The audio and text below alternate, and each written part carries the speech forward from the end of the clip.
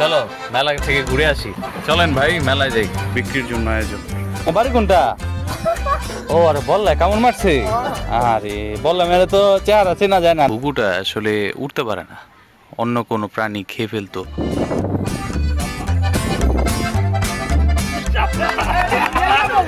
আজকে বহুদিন পর আমি আমার কলেজে যাচ্ছি, প্রায় 2-3 বছর তো হবেই। তো আমরা একটু কলেজের পাশ দিয়ে যাচ্ছি। এটাই হচ্ছে দোলেশ্বর আব্দুল মান্নান মহাবিদ্যালয়। তো আমি এখানে আসছি মেলার জন্য, কিন্তু মেলাটা যেহেতু দুপুরবেলা, দেখলাম অত বেশি মানুষ নেই। কলেজটার সামনে মেলা, কিন্তু যাই হোক এই মেলার চারদিকের অবস্থা কিন্তু অতটা বেশি সুন্দর না। নাকি এখন আসছি বলে আমরা বুঝতে পারতেছি না, এখন সময় হইতেছে 2টা, 2:30 বাজে।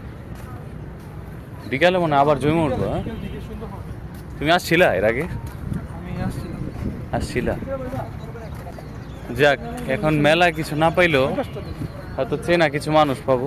আমাদের স্কুল যেখানে আমরা পড়াশোনা করছিলাম, আর হচ্ছে এই জায়গাটার মধ্যে আমরা মাঠ ছিল, এখানে প্রচুর খেলাধুলা করতাম।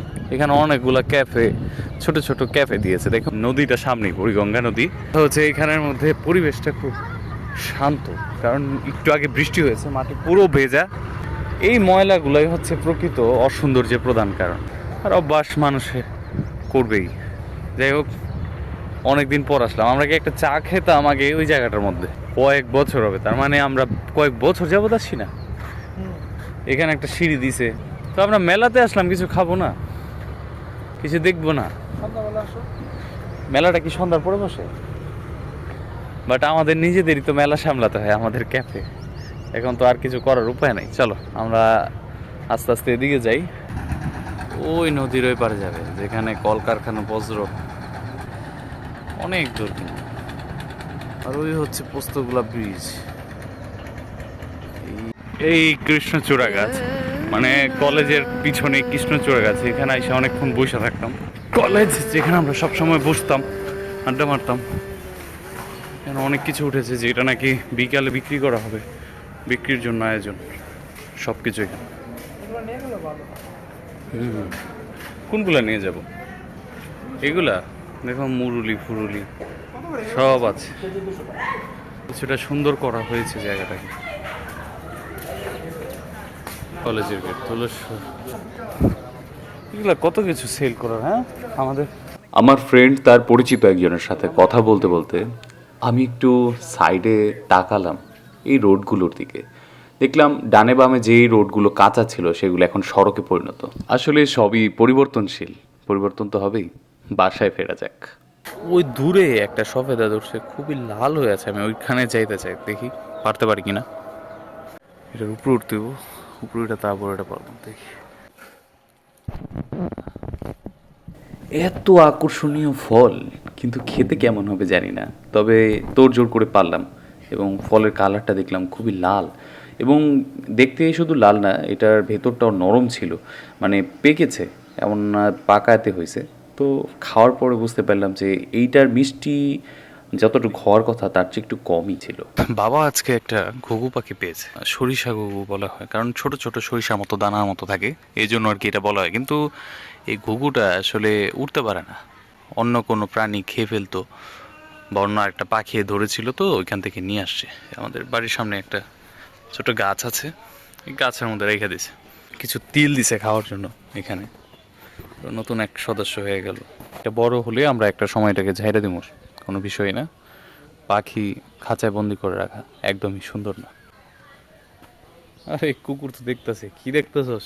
পাহারাদার হিসাবে কুকুরের যথেষ্ট সুনাম রয়েছে, তো পাহারা দিতে থাকুক। বাড়ি কোনটা?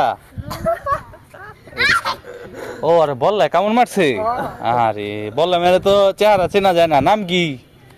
পাদু? যাও যাও। বাড়ি কোনটা? বাড়ি বাড়ি কোন দিকে? দেখ সাইডে কেমন দেখা যায়, দেখ। এই হচ্ছে ব্যাট, আর ওদিকে হচ্ছে বল করার জন্য, কিন্তু মানুষ খুব কম। এখন আমরা কিছু আমার ভাই ব্রাদার ডাকতেছি, ফ্রেন্ড। তো আমরা ক্রিকেট খেলবো, বলটা দিয়ে নেই। আরে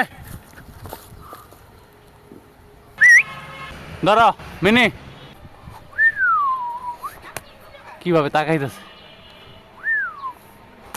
পড়ছে, আমাদের প্লেয়ার চলে আসছে।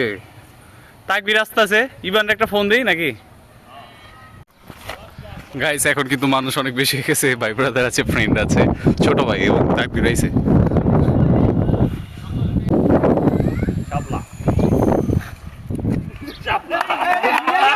ব্যাটিং নিয়েছে রে ভাই, আবার হইব।